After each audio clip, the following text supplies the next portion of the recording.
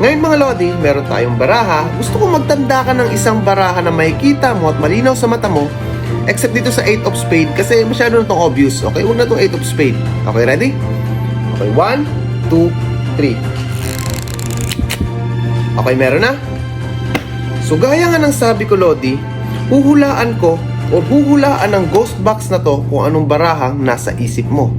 Okay, kung natatandaan nyo is meron tayong nilagay na blankong papel. Ngayon mga Lods, bubuksan natin itong box na to kung nabasa or nakita niya ba ang barahang napili mo. Okay, ready?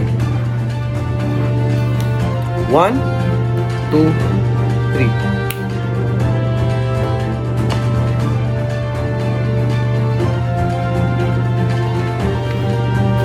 10 of flowers.